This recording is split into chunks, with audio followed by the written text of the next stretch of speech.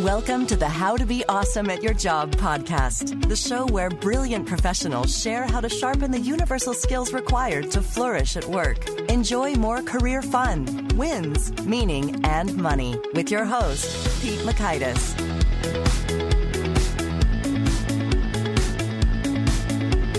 Hello and welcome to episode 60. Once again, I'm excited to share a fantastic guest with you. It's Pam Fox-Rollin. She is a fellow Bain alum and just so sharp when it comes to offering real perspectives in terms of in real life workplaces, what works, what doesn't work so well. And so I couldn't help digging into the wisdom of one of her previous books called 42 Rules for Your New Leadership Role.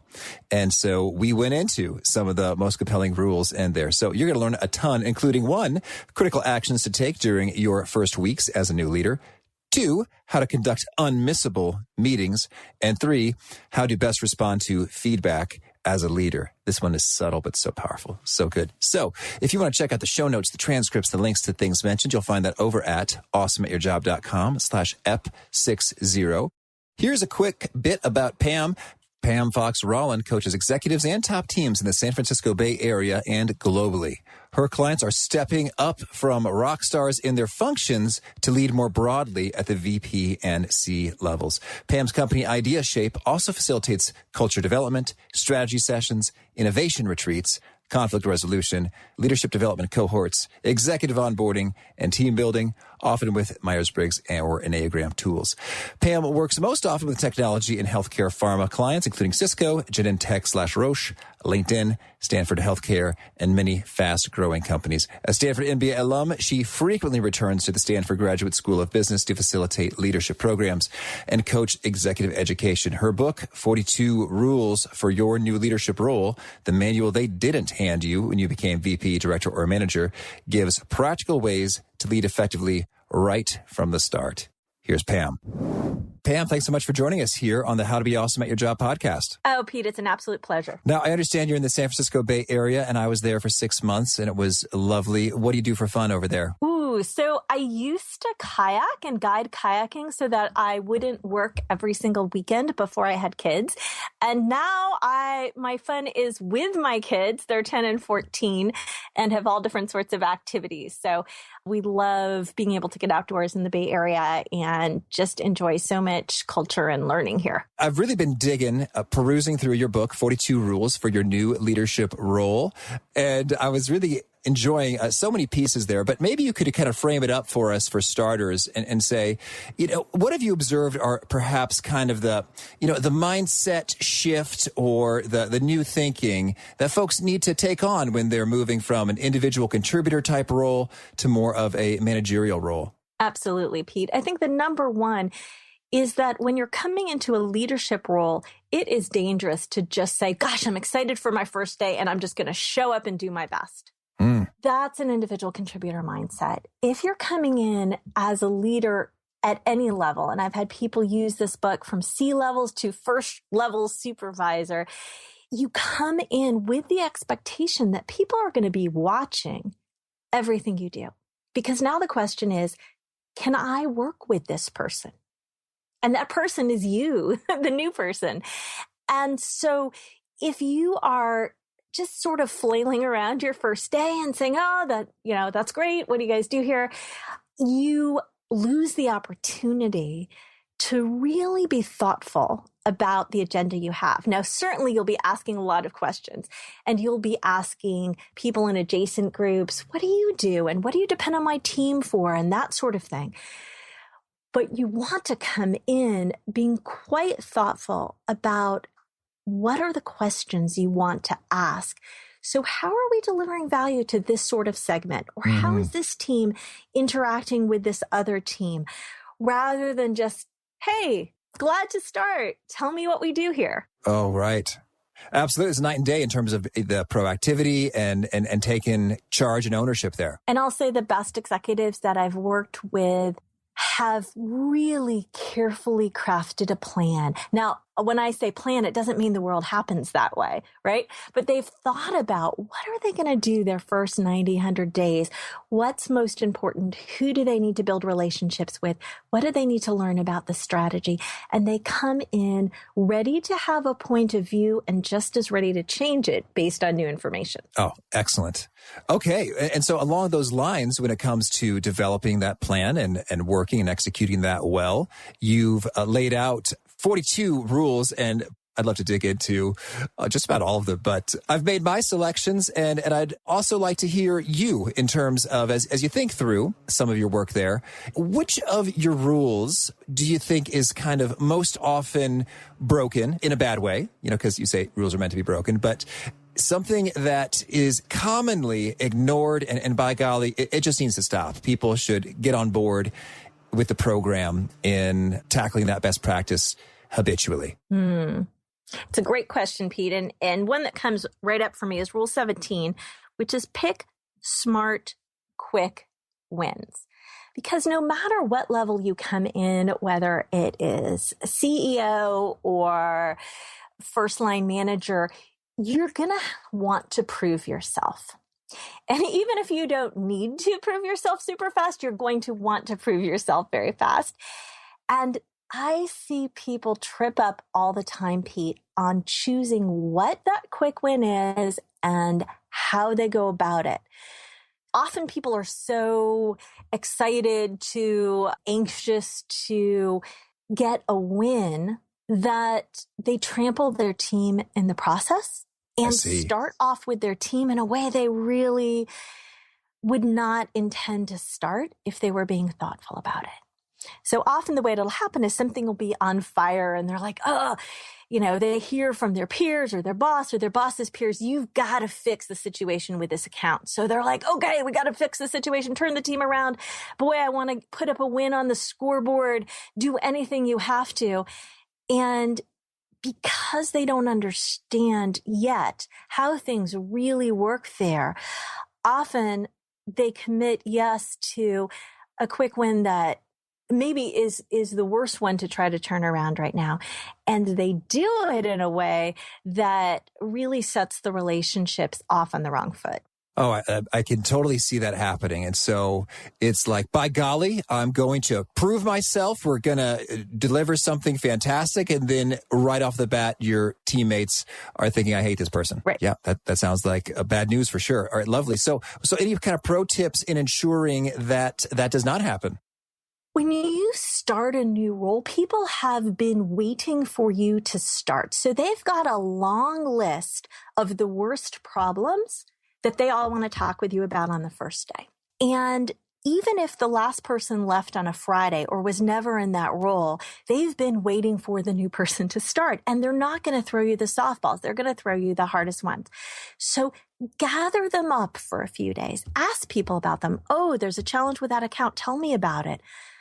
How long has this been going on? What commitments have we made to them to turn it around?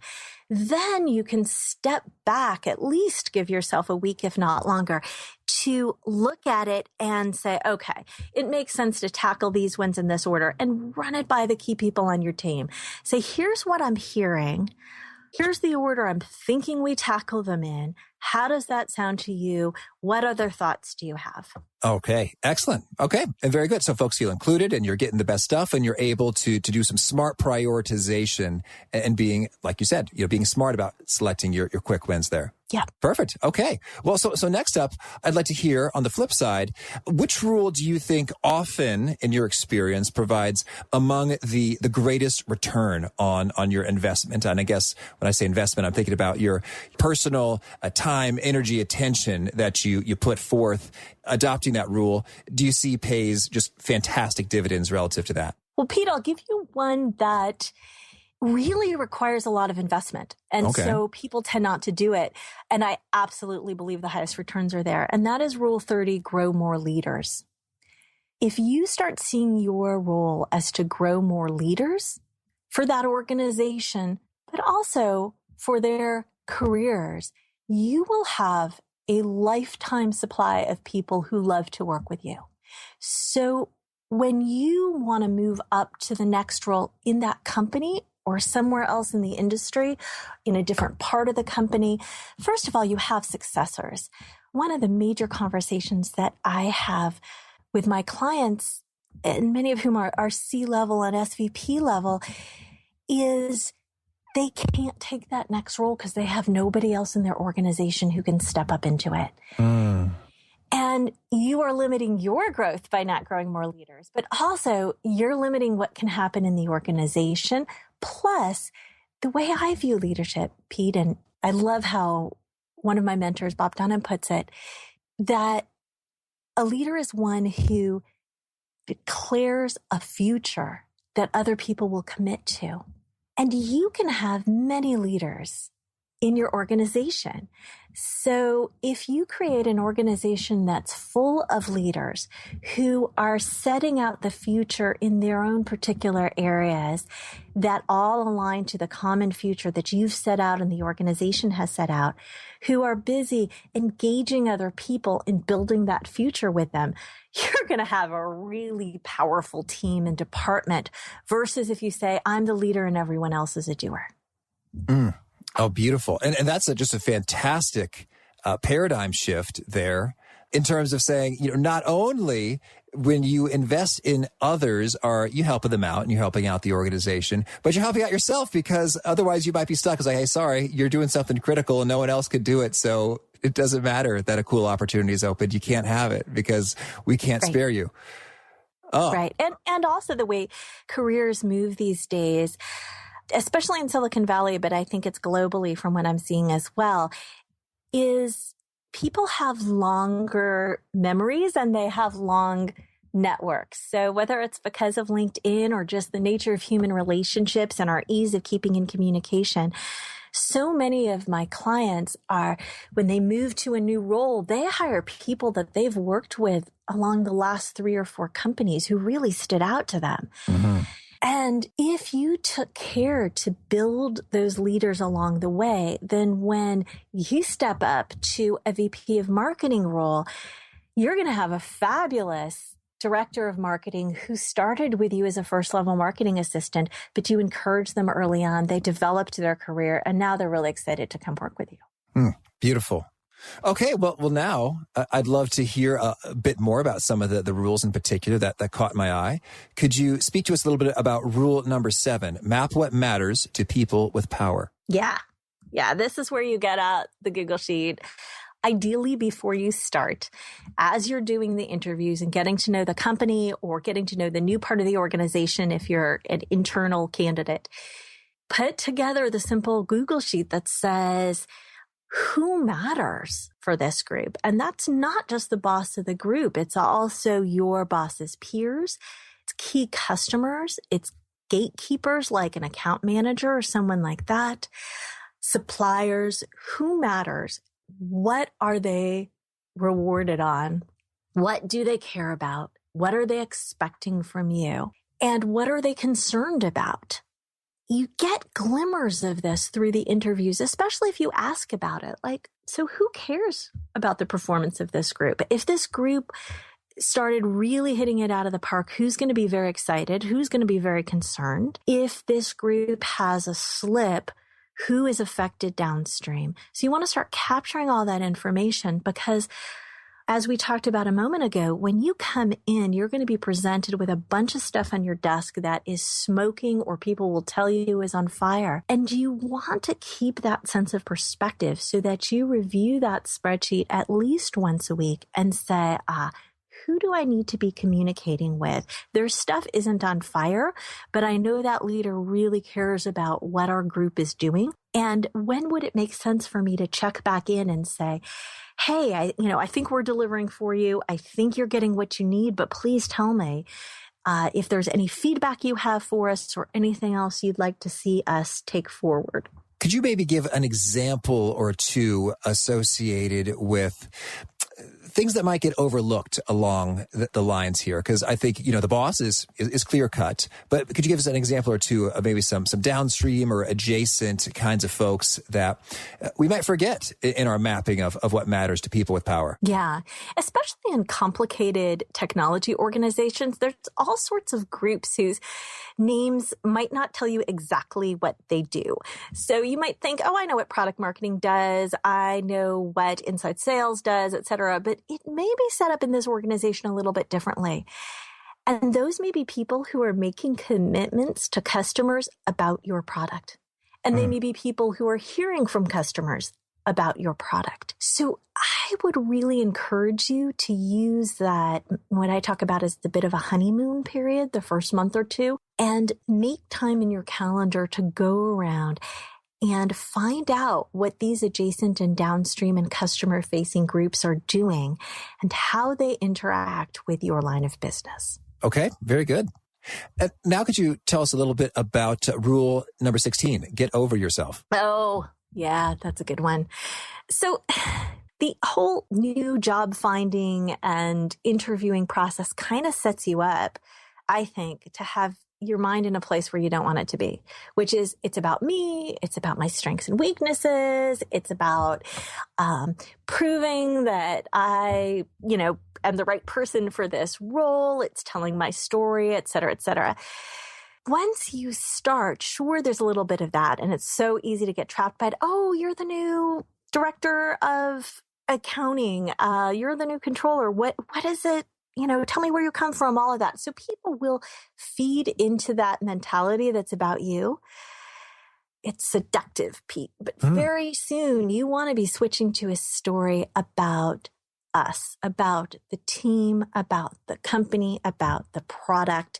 And you want to be asking people about their story and who they are, and make sure that most of the conversation is getting you new information. And if you're going to tell a story, that it's a story as much about the team and the product as it is about you. Okay. So you're saying don't get sucked into that. Indeed, make sure that you're using those precious conversational opportunities to learn some things as well as dispense credit instead of just, chit-chatting away about yourself. Right. All right. Because people will ask you about you, and it's so easy to just stay there. Okay. Well, you talked about telling some stories there. You've got another rule specifically dedicated to telling a good story, number 21. What's the story behind the story? So there's much great evidence that people remember stories. And you're going to want to ask people who have been in the company longer about, well, tell me about a time when, or how did this group get started? You're really going to want to listen for the stories people tell, some of which you're going to want to carry forward or at least know about. And also you want to hear what really has resonance in the organization. To start with, there's a bit of a slippery edge there, Pete, around telling stories, because the stories that you'll tell will be about your past in another organization. And I'm sure you've had the experience of the guy who's been at the company for a year now, and he's still telling about his glory days 2 years ago when he was with this other high-flying company. It gets old really fast. So you want to look for what has resonance in your organization from the stories other people tell, and then look for fresh opportunities to tell new stories about what's going on in your group. You're going to have the opportunity, encourage people to make the most of it, to go talk to customers, suppliers, other groups, and then come back and tell those stories to your peers, to your team, obviously where appropriate, when appropriate. But give yourself some new stories so you're not always talking about where you've been before. Oh, that's fun. And you're saying, really make it kind of come to life with anecdotes and real people and real experiences above and beyond the story. I'm thinking as Bainies, we tell stories with data, but you're saying narratives of people doing a series of events. That's right. I love data. So glad to have started in Bain's sort of business boot camp environment and really valuing the data. And I discovered that people pay more attention to and remember narrative stories rather than Certainly data tables, but also some of the PowerPoint slides we love to make. Well, could you maybe give us an example of a point that you have heard made compellingly with a narrative story that might be told instead with data? So I'm imagining we could look at, in a call center, customer metrics associated with the first call resolution, the average handle time, pass-offs, et cetera, versus you could tell there was a customer who called in and this is what happened. Could you give us an example of what's a great business story you've heard that connects with people and makes a point about the content of what's going on? Well, I'll follow up and talk about call center. Early on, I had done a bunch of call center work in healthcare and listened in. And boy, anybody whose business has a call center at whatever level you're starting, I encourage you to listen into call center calls and listen to real customers. So there was one that I was listening to, and this was many years ago and not a current client, but they had nurse callers talking to each of their new patients and going through a series of questions and checklists. And the idea was to identify potential risk factors that might flag them for certain programs. The callers were doing it, having never been encouraged to do otherwise, in a way that was really perfunctory. So they would call and they would say, "Hi, I'm so-and-so. I'm calling from this health group that you're now a part of. Have you ever experienced domestic violence?" Yes. Like question one out of the gate. Yes. Oh, man. Are you doing this? Oh, man. Yes. Do you feel safe in your home? No. Oh, dear. And they're like, thank you. They just continue the script. Thank you for the information. They put the pile in the paperwork. I'm like, oh, man. So telling that story, I went and talked to some of the leaders in the organization and said, this is what I heard. Go down and listen and see what you think. And they really needed to turn around how people were talking to their customers. But had I just said, okay, it seems that 80% of calls about these tricky issues are handled in 2.5 minutes. And it just wouldn't tell the same story. Absolutely not. Oh, my gosh. Well, I hope those women are okay. Yeah, exactly. Good. All right. Saving the world as well by telling a good story. Thank you. Okay, well, now tell us a little bit perhaps about Rule 23, a balance of curiosity, advice, and silence. Yeah, it's so easy to continue to play the expert, right? That's why you think you were hired, because you're better at inventory management than the other people they talk to. So now you're the new director of inventory management. If you walk in with that mindset, Pete, I'm the expert about inventory management. I want them to prove that they, hired the right person. So I'm going to go in there and just be as expert as humanly possible. And if anyone asks anything about inventory management, boy, I'm all over giving them advice because after all, I'm the expert. Mm-hmm. You already see the problems that happen with this one. One is you may absolutely be the expert in your last company, in your last industry, but something has changed because you're in a new role. So there may be some things that you need to learn about inventory management in this new context or at this new level. The second thing is if you present yourself as an expert, and especially if you're right, and everyone else in the room is less of an expert, if you play the expert, you will not find out what they know. They will be quiet and they will let you talk because they see you're the expert. And now you don't know, what they don't know, what they think, what they're worried about. So if you're willing to say, yeah, I've had some experience in it, but how is it working here? What might not be obvious? What's on your mind about how we're managing inventory? What opportunities do you see? If you bring that natural curiosity, you're going to find out so much more than if you bring yourself 100% as the expert. Absolutely. That makes sense. And it's funny, I have kind of been on both sides of that, in which I haven't shared something because I thought, I'm sure they know all that already. And I've been on the flip side, in which, I am the expert. And I guess I'm just surprised. It was like, how come no one shared this with me earlier? I've been in the dark like a fool for 2 years. It's so easy to have it happen. And the better you are and the better credentials you have and the better expertise you legitimately have, the more likely you are to fall in that trap. All right. Thank you. Okay. Well, boy, we are cruising. This is so fun. Thank you. How about Rule 26, running unmissable meetings that almost feels like hyperbole? Is that even possible? How can one run an unmissable meeting? Well, we know how to run the opposite because that's what happens almost all the time. And just to make a side note here, Pete, I often hear from some leaders, quote, around the organization that I work with that, yeah, they've got a lot of practice at this or practice at that, so they don't need to learn how to do it any better.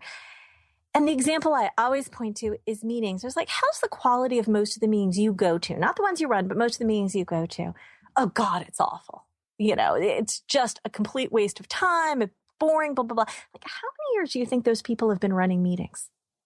10 years, 20 years. And then they get it. They're like, oh, so they've been doing it badly for 20 years. And the light starts to dawn. Oh, what have I been doing badly for 20 years? So right. Meetings are a special case of people do it all the time and most of the time badly. And the irony is, Pete, we know what makes a good meeting. You've got a purpose. The people who are there are enrolled in that purpose. They want to make this thing happen. There is a point to the conversation. We're going to decide this. We're going to all get up to speed on X so we can decide that the next week. And there's the opportunity to bring the wisdom of the group out. If it is just a one-way sharing of information, send an email and save everybody's time walking down the hall or getting on an airplane. Amen. A meeting without a way to harness the wisdom in the room is really pointless and leaves people rather unengaged. Similarly, I do a lot of work around Myers-Briggs, and of course there's so much talk about introverts and extroverts and all of that. It's really worth noting that for many people, they want to have thought about something before they're expected to speak about it. Yes. And if you don't construct that time to think about it, whether by sending materials in advance or separating the information meeting from the deciding meeting, if you don't take that time and care in designing it, they're going to be silent participants rather than the wise participating participants that you really want. So give some thought to how you design your meetings. Make them edge of your seat because every person in the room actually cares about the purpose of the meeting. Oh, now that's fun. That's so good. Now I'm imagining fundamentally you have to have employees who are generally engaged in what the company, the group is about, such that the meeting is a subset of that. And I guess stats say otherwise. Oh, so tell me more. I'm sure you've seen the Gallup statistics. Oh, yes, those are bad. How few people are engaged in their jobs. It's awful. And there's so many people who are actively disengaged. So go talk with them. Find out what they care about. If somebody seems really disengaged, ask what we should be doing instead. What would be worth our time? Don't just have them show up in the back of the meetings, yawn through it, and do it again next week. Go talk with them. How do I make this important enough? Are we focused on the wrong things? It's such a great time to do it, Pete, in your first couple months because people are hoping that you'll change things up anyway. Oh, that's fun. That's fun. And, this reminds me of, we had a prior guest who mentioned that he would make little ticks associated with who spoke on during what topic of that meeting. And it was Kevin Hall, episode 34. And from doing so, you could say, maybe this person doesn't need to be at the meeting. Or you're also saying, maybe this person needs to be re-engaged and we'll learn what's behind that. Precisely. And I've learned not to assume that the person who isn't saying anything isn't engaged. Yes. And it's certainly worth a conversation before wasting any more of your time or their time to have them in another meeting to go check it out with them. You might find that they're very engaged. They were listening really carefully and there's just not a great way for them to participate. And so you could redesign the meeting. Beautiful. Thank you. Okay, well, I got two more if you're still revved up. I am. I'm so revved. All right, good. So tell us about rule number 35, ferret out feedback. Yeah, right. So there was a CEO I was working with who we're talking about his leadership, and he's like, well, I think I have this problem with public speaking. When it's a big group, I get a little, antsy, but really good with small groups. But, I said, well, okay, great. How do you know? Like, how do you know you're really good with that? So it's like, well, how would I know? Well, I don't know. I show up and nobody leaves while I'm talking. Okay, all right. Maybe it's worth checking out. And so what he did was find a couple people around the organization who were in a trusting relationship with him so that he could ask them and say, hey, how are my messages landing? What are you hearing afterwards? Are people more engaged in this initiative because I went and had this conversation with them? Or are people not kind of getting it? And what he heard back from them is, yeah, they're glad you came by, but they don't get why you're talking with this group because there's 3 or 4 other things that need to be done before this group can get engaged. And they don't really understand what you want them to do. And yeah, they're glad to see you, but the message isn't landing at all. And he had no idea. And that's really typical because very few people go tell even their first level boss, let alone the CEO, by the way, dude, what you're saying just isn't landing with any of us. Absolutely. Absolutely. So if you want that feedback, you got to go make it happen for yourself. And so can you share, are there some best practices or tactics or approaches? Because I can imagine that one is going to the folks that you really trust and who would support you because they can open up and reveal the stuff. I guess I'm thinking there's some who just won't open up. So what are some other means of, I guess, ferreting it out, sort of making people feel comfortable or mechanisms so that they're able to reveal that feedback? Yeah, I think the number one thing is actually slightly orthogonal to asking for feedback, and that is to respond well to the feedback that you get. Okay, yeah. Especially in public forums, but really almost any conversation is a public forum because the person you're talking with is going to go and say, well, it was a fine meeting until I suggested that he reformat, our one-to-ones. And then he just like, what? There's nothing wrong with it.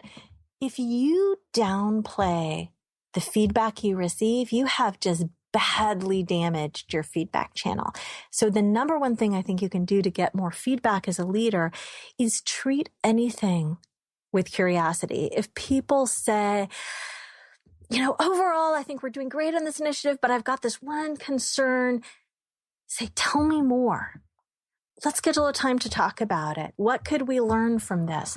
Right. Because if people see that you can hold what might be considered bad news or difficult news or potential criticism with curiosity and interest and not shunt it off to the side before you learn about it. Yeah, not all feedback is relevant and some of the issues might be really small potatoes, but if you lob that back to them right when they give you the feedback, everyone else in the room and the other people who hear about it get the message, you don't take feedback well. Then it becomes even more difficult for you to go ask for it. Oh, that's so good. And it's interesting how just that extra dose of conscientiousness can make the difference. Because I can imagine a leader, I've probably done it, and I have seen others do it. They get a point of feedback, and maybe it really doesn't matter so much in the grand scheme of things, and they'll just sort of respond bluntly, like, right, but the real priority right now is this. Exactly. And so that may be true, but the person's like, note to self, don't tell them things. Right. 15 people have just learned not to tell you things that you haven't just said are priorities. All right. And pretty soon you become the only person in the organization whose brain is connected to their mouth. And that is a very exhausting place to be. Oh, absolutely. Oh, thank you. All right. Now, so finally, could you tell us a bit about Rule 39, mind your mood? Yeah. Boy, I love this one. And this has been an area that I've done work more deeply in since I wrote the book as well. we tend to think about moods pretty simplistically in our leadership culture as, oh, the boss is in a good mood, the boss is in a bad mood. I mean, we know that people roll from one meeting to the next without really deciding how they're going to show up. So often I work with clients on that. But even more so, I've come to think about moods as an integration of what your body's doing, what your mindset is, and what you're talking about. And first of all, if there's not congruence between those things, you're saying something, but your body's doing something different, your messages aren't going to be received in a clear, congruent way that has people take action. Mm-hmm. Secondly, if we start thinking about moods as an area we can design, and again, I speak of Bob Dunham at Institute for Generative Leadership. I've learned so much from him on this. If we start thinking of moods as an arena for design, we can choose, I feel both curiosity as I'm walking into this room about this topic, but I also feel frustration. Do I want to come in with both of those moods? One of those moods? How do I want to put my body? Where do I want to put my attention? What am I going to listen for? And often we'll choose moods like curiosity, like positive ambition. Occasionally we want to walk in there with frustration, but then at least let's make sure that our mouth and our mindset and our body are in the same formation. So I'll give you an example. There's a senior team of a public company that I was facilitating usually once a month.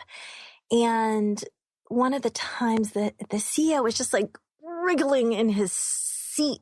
And to me, it looked really frustrating, but the words that were coming out of mouth didn't express what he was frustrated about. So at a break, I grabbed him and said, hey, it looks like you've got maybe an itchy sweater. We wound up joking about that as his itchy sweater syndrome. Is there something that's bugging you? And he's like, yeah, I'm so frustrated because of this, this, and this. And people weren't presenting to him, Pete, the information that he wanted. But he didn't want to stop them because he knew they weren't ready to present the information he wanted, but he was really frustrated that they weren't doing it. And I said, wow, that really makes sense. I said, do you think other people are picking up on frustration from you? He's like, well, I'm trying hard to hide it. We all know that doesn't work really well. People don't know what you're frustrated about. They know you're frustrated, but not what you're frustrated about. So we came up with a plan. He went back in and he said, hey, I want you guys to know that I'm really appreciating what you're talking with me about. Very important topics. I appreciate the research that you put into it. But if you've been sensing a little frustration from me, here's why.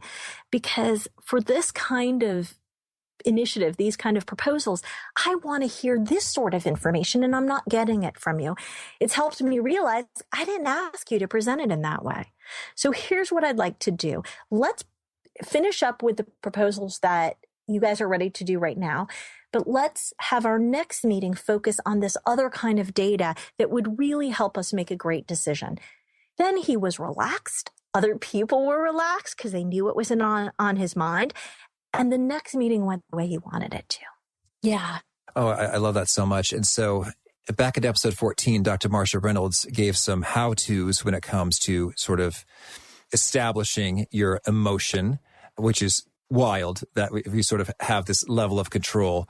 But would you add anything there in terms of okay, I'm feeling curiosity, I'm feeling frustration, I'm going to choose curiosity. Kind of in practice, how do you do that? You mentioned monitoring your body and your attention.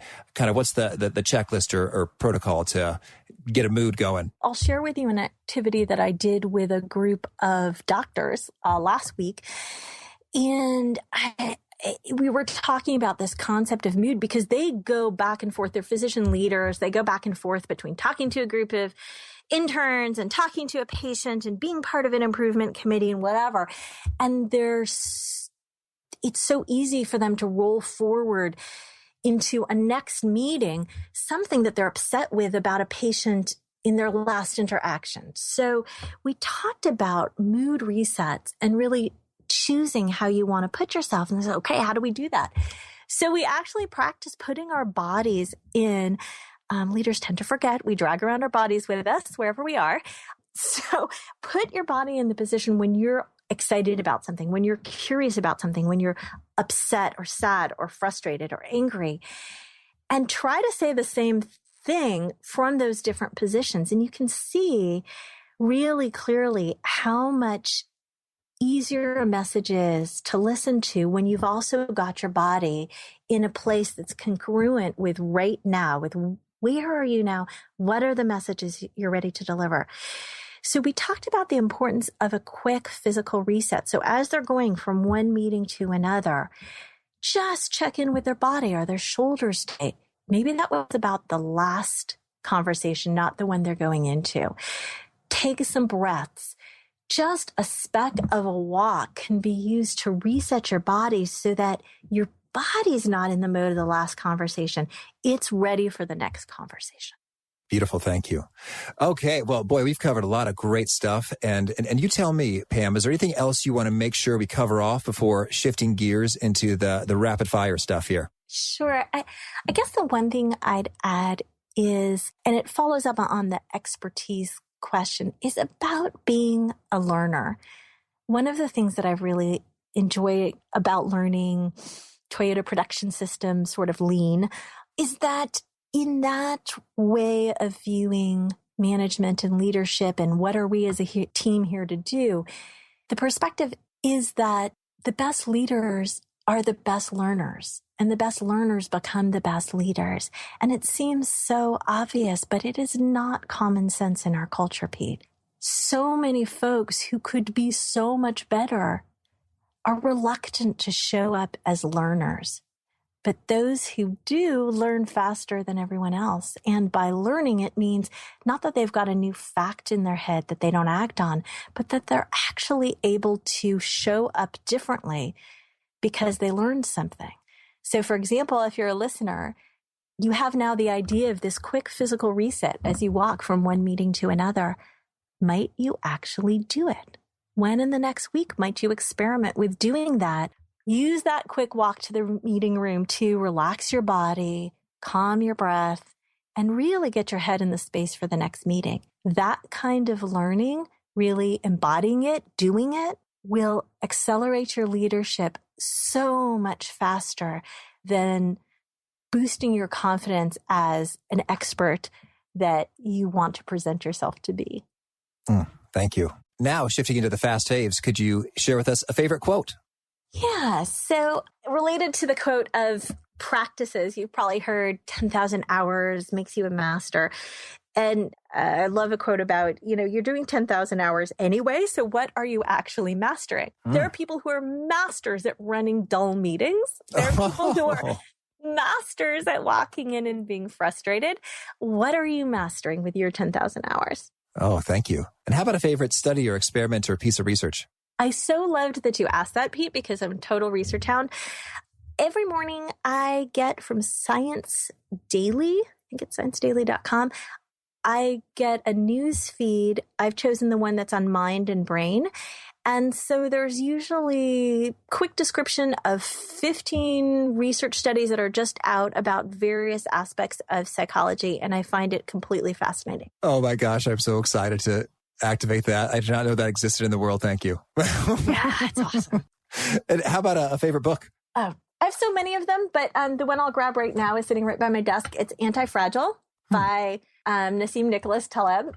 And it is about how to be the one who, or the many, who thrive in a world of change versus wanting to thrive just in the world that you happen to be in right now, because things are changing. And if you become somebody who has a capability in adapting, you're going to do awesome. Thank you. And how about a favorite tool, whether it's a hardware, software, a gadget, something you use often? Oh, well, I've outsourced my brain to my iPhone. Yeah. I have everything on there that I need, really well set up, and I have it ping me for emails from people in my world who deserve an urgent response. And that's the only thing it pings me for, and I love it. Oh, very cool. And how about a favorite habit or personal practice that's boosted your effectiveness? I'll say that reset, that stopping to breathe between meetings, between calls, and really starting each one from a fresh place. Thank you.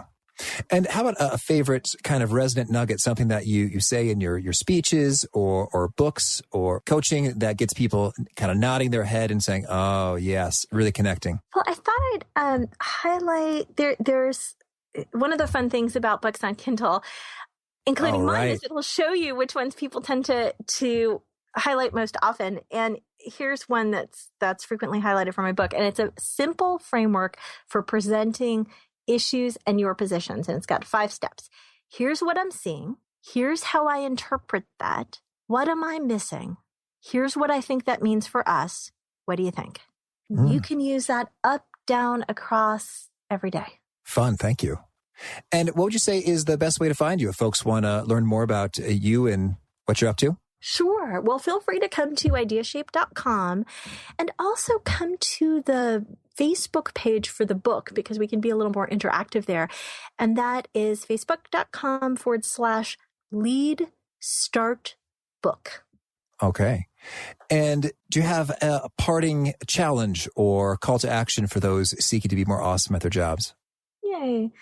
And by the way, Pete, I love that you've got this awesome at your job thing going. And I've listened to some of the other podcasts you've done, and they're just terrific. And I like the guidance that people have. So I'll just add this one to it, is to ask the question, who could give us a different view of this? Often that invites people, it gives you a chance to invite people in who are younger or from a different department or from a different life experience, rather than have the same voices in the room shape the conversation. Excellent. Thank you. Well, Pam, this has been such a treat. Thank you we had a little kind of extra large, full-featured episode, but it was so worth it for me, and I'm sure everyone will enjoy it as well. So this has been a treat. Thank you, and I wish you tons of luck with Idea Shape and more. Thanks so much. This was really fun, Pete. Oh, I hope you dug that. I sure did. And particularly that feedback point or that input point. It's so easy to hear what someone has to say and then just respond to it at sort of surface level in terms of, that's an interesting thought, but here's what's wrong with it. It's just natural to respond to it at the level of the content, but then to think about that extra layer, the implication, what that sends, and work with that a little bit better so that folks are feeling encouraged and able to think and use their brain and get all things flowing that way. So again, if you want to check out the show notes, the transcripts, the links to items mentioned, you'll find that over at awesomeatyourjob.com/ep60. And do punch that subscribe button if you have not already so you don't miss fun guests like our next one. Craig Ballantyne is talking about how to craft your perfect day. So hope to catch you then. Peace. Thanks for joining us for today's episode. To get the most out of this conversation, visit awesomeatyourjob.com to find today's show notes, transcript, and infographic summary cheat sheet. For more entertaining professional skill sharpening, be sure to subscribe to catch the next episode of How to Be Awesome at Your Job.